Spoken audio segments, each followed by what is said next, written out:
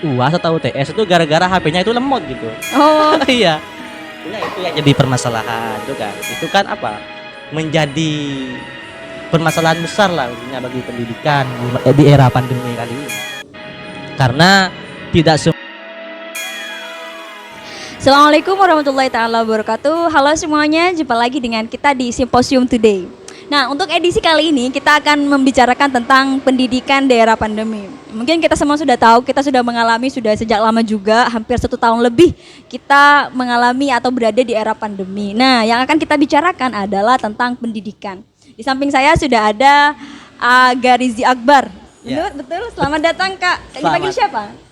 Akbar. Oh iya Kak Akbar, selamat datang Kak Akbar. Gimana kabarnya? Alhamdulillah baik. Alhamdulillah. Kalau boleh tahu kita bicara pendidikan gitu ya. Oke. Kalau boleh tahu sekarang semester berapa Kak? Masih semester 4, Pak. Oh semester 4, Iya. kurang lebih sama ya. Cuman serasanya tuh semester 2 gitu. Iya sih Kak. Gini, bicara tentang pendidikan Kak ya, pendidikan di era pandemi. Mungkin waktu pandemi ini masuk ke Indonesia itu mungkin kan sekitar ketika Kak Akbar di semester. Semester 2. Nah, saya tanya, pengalaman selama 1 tahun, hampir 1 tahun kan sekarang Yeah. semester 4 menjalani kuliah di masa-masa pandemi, ini apa yang membedakan dengan masa-masa sebelumnya? Oke. Iya. Mengenai pengalaman ya, Mbak ya. Iya Kak. Pengalaman dari kuliah sebelum pandemi itu ya beda banget sebenarnya. Kalau mungkin kita itu masuk jam 7, sejak jam 6 pagi mungkin kita sudah makan atau mungkin sudah mandi, siap-siap, sudah beres-beres. Di masa pandemi ini mungkin kita lebih tenang gitu kan kayaknya. Kita bangun jam 6:30 gak apa-apa, setelah itu lihat gadget gitu kan. Oh, sekarang ada makul gitu. Jadi kan. lebih santai gitu ya, Lebih santai waktu rebahan, waktu uring-uringan rebahan tuh lebih santai. Ya, kan begini juga Kak. Sebenarnya kalau kemarin saya juga tanya-tanya ke teman-teman yang lain, banyak sekali yang merasa kalau di era pandemi ini kuliah tidak berjalan efektif Ya, gitu kan. Karena kebanyakan bagi mahasiswa-mahasiswa yang rajin, ini keresahan bagi mahasiswa yang rajin. Iya. Itu mereka merasa belajarnya nggak maksimal gitu. Ya, betul. Nah, bagi orang-orang yang malas kadangkala ini sesuatu yang Kesempatan loh, Mbak. kesempatan. Iya. Nah, menurut Kak Akbar tuh kayak gimana? Tipe yang mana Kak Akbar ini?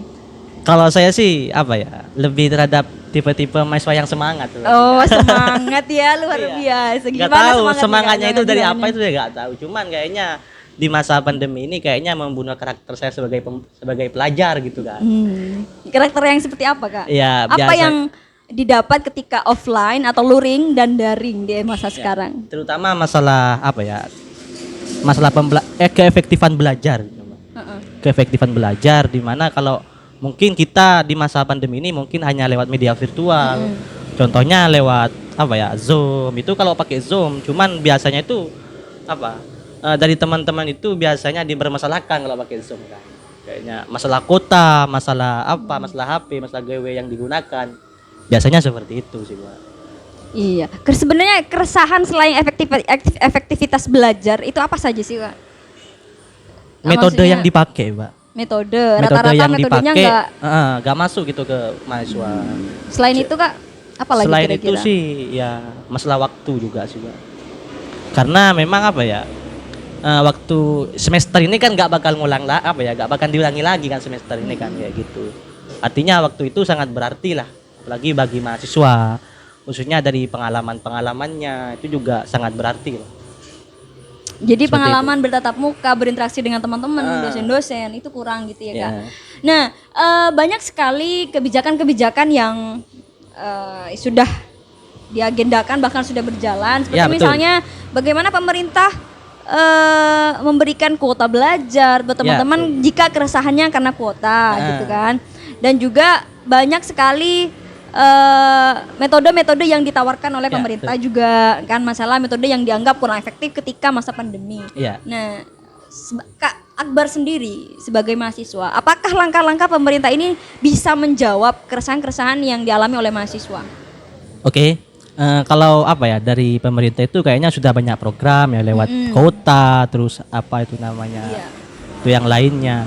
Cuman kayaknya kalau cuman masalah kota itu tidak menjamin mahasiswa itu bakal aktif sebenarnya. Kalau saya sih lebih ke kebutuhan logistik dari mahasiswa. Contohnya gawe yang digunakan, bukannya di permasalahan. Itu sebenarnya. Soalnya ada ya teman-teman kampus gitu kan, teman kelas itu waktu UTS atau enggak UAS gitu. Itu gak ikut UAS atau UTS itu gara-gara HP-nya itu lemot gitu. Oh. Iya. Sebenarnya itu yang jadi permasalahan itu kan. Itu kan menjadi permasalahan besar lah khususnya bagi pendidikan di era pandemi kali ini. Karena tidak semua mahasiswa itu tergolong mampu untuk bisa memiliki handphone yang spesifikasinya bagus gitu kan. Kalau saya sih seperti itu melihatnya. Nah, kan pandemi juga sudah berjalan selama setahun. Iya. Jadi kalau misalkan pada bulan-bulan awal pandemi, mahasiswa tuh masih kaget gitu kan, kaget. masih kaget, oh kok gini ya, bla bla bla bla, dengan segala macam keluh kesah gitu Ya, kan. betul. Nah, jika misalnya kalau kita melihat sekarang pandemi belum juga berakhir, Ya. dan misalnya sampai nanti Kak Akbar ini lulus, pandemi juga belum berakhir gitu. Nah, kira-kira apa yang menurut Kak Akbar perlu dipersiapkan mahasiswa jika pandemi ini dalam 1 atau 2 tahun itu masih belum 100% punah gitu ya. Punah atau benar-benar bersih dari bumi ini gitu. Kalau saya sih pesannya cuma satu buat mahasiswa, tetap semangat gitu kan cuma. Karena memang kembali ke kepribadian mahasiswanya sendiri, mahasiswa itu mau kuliah apa enggak kan gitu. Apalagi dengan adanya daring, mahasiswa itu cukup absen, tapi bisa tidur kan kayak gitu. Itu kan banyak yang dijadikan kesempatan oleh mahasiswa yang agak nakal kan, agak malas. Bukan tipe-tipe gitu ya. saya seperti itu. Oh, luar biasa.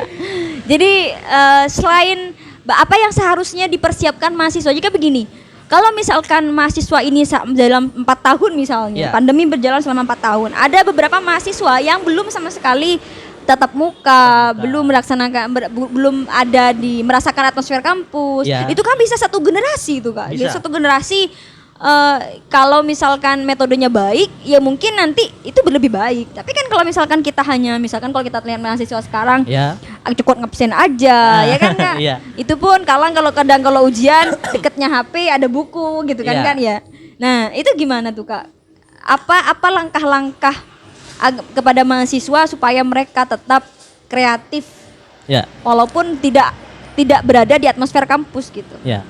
Kalau saya pribadi sih lebih perbanyak teman itu mencari relasi tentang cara mempermudah pendidikan lah, istilahnya cara mudah untuk mendapatkan pendidikan. Contohnya kayak sekarang kan banyak sebenarnya lewat media-media itu kan banyak yang mengandung tentang pendidikan, nanti kita ikut di dalamnya, ikut kajiannya gitu kan. Apalagi kalau saya sih lihatnya dengan adanya simposium loh, itu juga sangat membantu loh. Kalau diibaratkan kebutuhan itu sama kayak nasi lah bagi saya tuh simposium kan. Iya, seperti itu. Jadi walaupun kita berada di luar kampus, kita harus tetap produktif produktif, walaupun tidak harus di kelas-kelas di kampus-kampus kayak gitu. Nah, saran Kak Akbar kepada teman-teman yang notabene belum pernah merasakan atmosfer kampus, terutama semester 1, semester 2, itu seperti apa Kak? Sarannya sih supaya mereka bisa beradaptasi.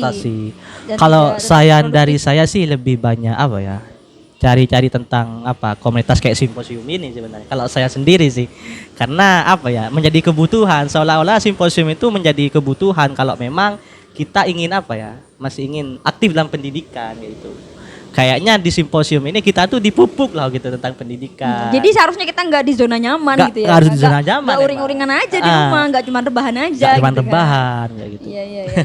Jadi kalau misalkan dulu kita di kampus kita nunggu bola, nunggu dosen datang. Sekarang kita jemput bola gitu ya. Sekarang artinya kita itu juga harus aktif menjemput bola. Artinya jangan males lah gitunya. Ya artinya itu jangan nyaman di zona nyaman kayak gitu kan. Jangan terlena di zona nyaman.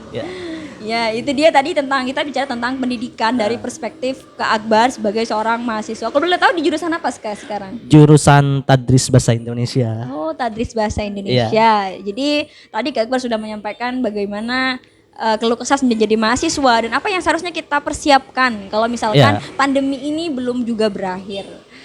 Mungkin itu saja kita bicara tentang pendidikan di era pandemi. Mungkin nanti teman-teman yang mungkin merasa merasa ada pengalaman-pengalaman yang menarik ketika di era pandemi, terutama dalam ketika kuliah dan lain sebagainya, silahkan isi di kolom komentar. Siapa tahu tidak sepakat dengan Kak Akbar, silahkan isi juga di kolom Silakan komentar. dong, harus gak sepakat. Ya gitu saja Simposium Today kali ini. Kita jumpa lagi di edisi berikutnya. Saya dan Kak Akbar mohon undur diri. Wassalamualaikum warahmatullahi taala wabarakatuh. Waalaikumsalam warahmatullahi taala. Mati.